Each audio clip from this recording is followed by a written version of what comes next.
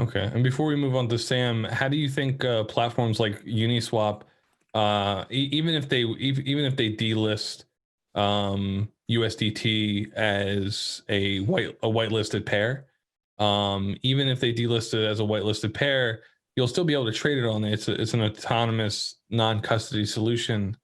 Do you think regulators come down on Uniswap and say, hey, you need to stop, you need to, force these people to stop using almost like a blacklist as pair, so they can't trade it? Obviously, like hitting back on the stuff that we discussed like earlier in terms of like automation and how manual everything right now. Like for me, I think that this is really just really bad in terms of just me seeing how far away these people are from understanding what they're doing, and I think like one of the best indicators of that is them saying that preventing cryptocurrency providers from repeating the crimes against low and moderate income residents of color traditional big banks have is critically important. Like this is so far away from like reality. It's like I'm reading like a fanfic basically on on finance.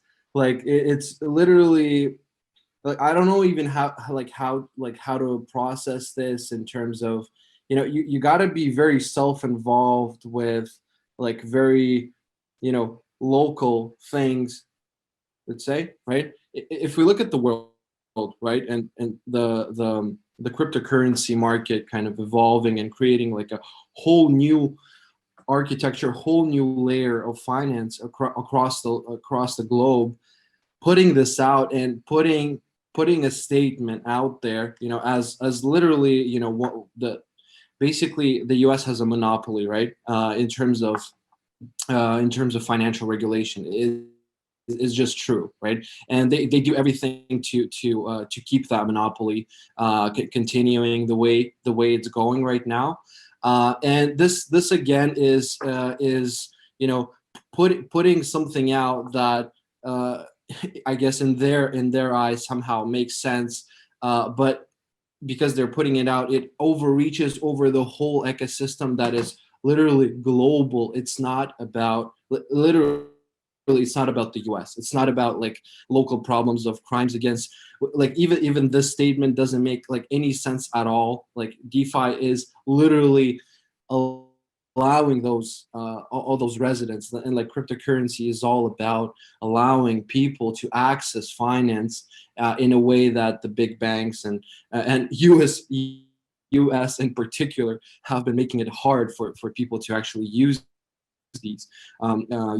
Use digital banking even, right? There's so much they can actually do in the US, without touching the cryptocurrency stuff, to actually make it easier for people to access, financial products. And me seeing this, like there's one topic, is discussing how ridiculous this is. And on the other side, there's just technical implications that make this not only like not possible. Like I don't see how this in any way is actually possible to implement at this stage.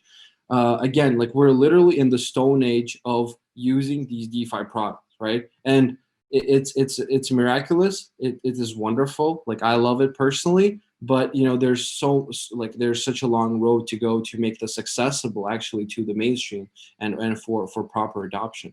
And them talking about these stable coins here in a way that this is something you can do, this is something that you can do, where we see that actually the evolution of these stable coins and how USDC came and how other projects are implementing stable coins and allowing for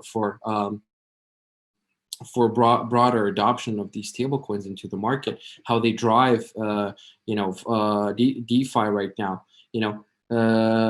Basically just on the technical level, it makes literally no sense. I personally, Yeah. like obviously you see that I'm pretty emotional about this, but